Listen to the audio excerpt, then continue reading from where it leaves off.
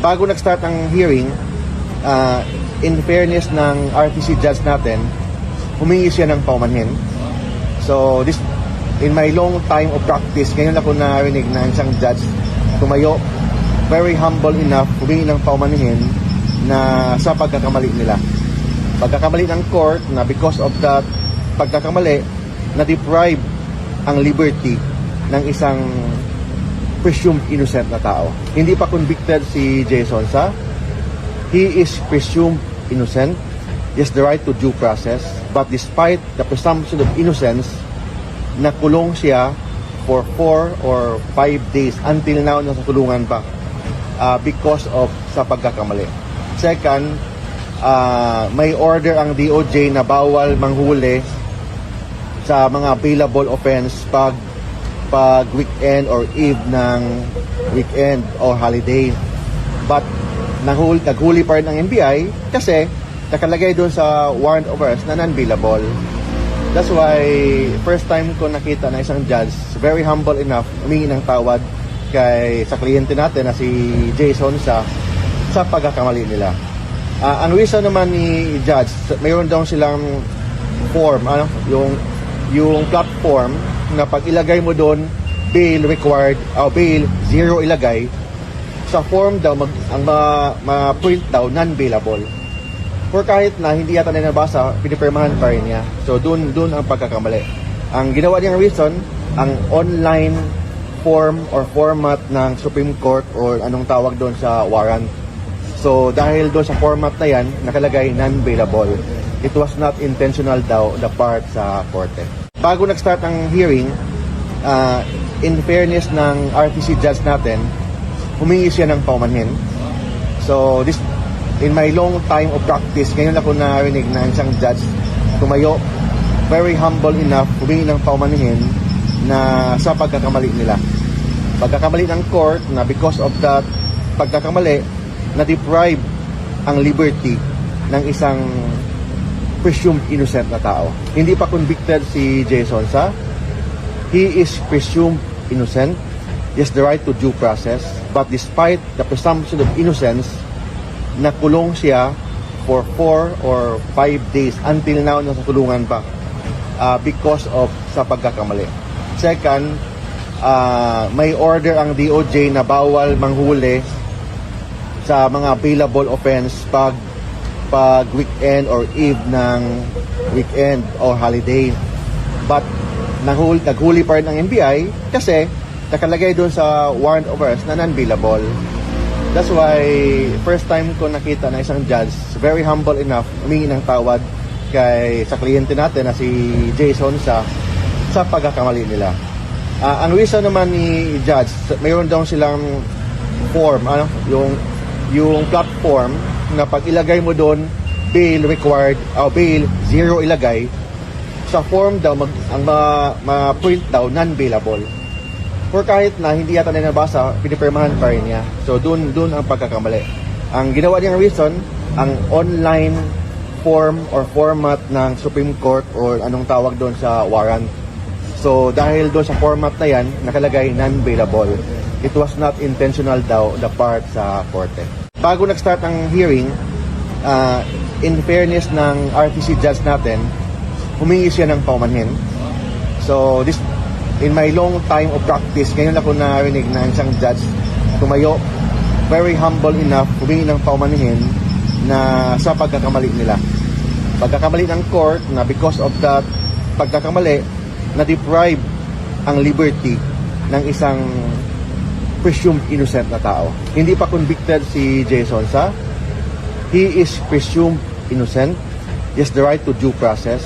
But despite the presumption of innocence, nakulong siya for 4 or 5 days until now nasa kulungan pa because of sa pagkakamali.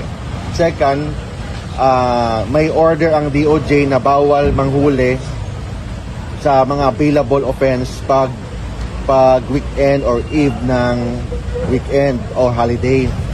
But naghuli pa rin ng NBI kasi nakalagay doon sa warrant of arrest na non-bailable. That's why first time ko nakita na isang judge very humble enough humingi ng tawad sa kliyente natin na si Jason sa pagkakamali nila. Ang reason naman ni Judge, mayroon daw silang form, yung platform na pag ilagay mo doon, bail required, bail zero ilagay, sa form daw, ang ma-print daw, non-bailable. Or kahit na hindi yata na nabasa, pinipirmahan pa rin niya. So, dun ang pagkakamali. Ang ginawa niyang reason, ang online form or format ng Supreme Court or anong tawag doon sa warrant. So, dahil doon sa format na yan, nakalagay non-bailable. It was not intentional daw the part sa korte. Bago nag-start ang hearing, in fairness ng RTC judge natin, humingi siya ng paumanhin. So, in my long time of practice, ngayon ako narinig na isang judge tumayo, very humble enough, humingi ng paumanhin na sa pagkakamali nila. Pagkakamali ng court na because of that pagkakamali, na-deprive ang liberty ng isang presumed innocent na tao. Hindi pa convicted si Jason Sa. He is presumed innocent. He has the right to due process. But despite the presumption of innocence, nakulong siya for 4 or 5 days until now nasa kulungan pa because of sa pagkakamali. Second, may order ang DOJ na bawal manghuli sa mga available offense pag weekend or eve ng weekend or holiday. But naghuli pa rin ang NBI kasi nakalagay doon sa warrant of arrest na non-bailable. That's why first time ko nakita na isang judge very humble enough humingi ng tawad sa kliyente natin na si Jason sa pagkakamali nila. Ang reason naman ni Judge, mayroon daw silang form, yung platform na pag ilagay mo doon, bail required, bail zero ilagay, sa form daw, ang ma-print daw, non-bailable. Or kahit na hindi yata na nabasa, pinipirmahan pa rin niya. So, dun ang pagkakamali. Ang ginawa niyang reason, ang online form or format ng Supreme Court or anong tawag doon sa warrant.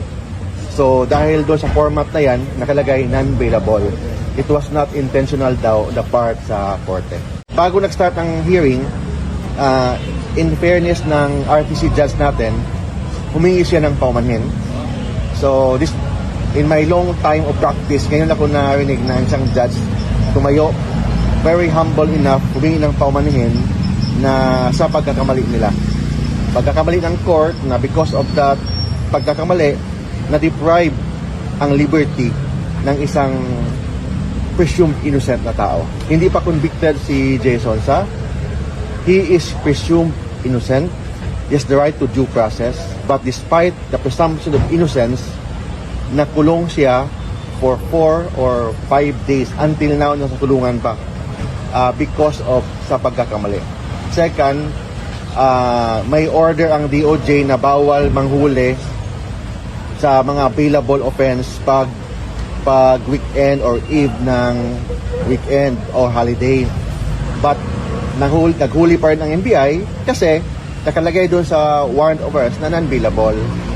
That's why first time ko nakita na isang judge very humble enough humingi ng tawad sa kliyente natin na si Jason sa pagkakamali nila. Ang reason naman ni Judge, mayroon daw silang form, yung platform na pag ilagay mo doon, bail required, bail zero ilagay, sa form daw, ang ma-print daw, non-bailable. Or kahit na hindi yata na nabasa, pinipirmahan pa rin niya. So, dun ang pagkakamali. Ang ginawa niyang reason, ang online form or format ng Supreme Court or anong tawag doon sa warrant. So, dahil doon sa format na yan, nakalagay non-bailable. It was not intentional daw the part sa korte.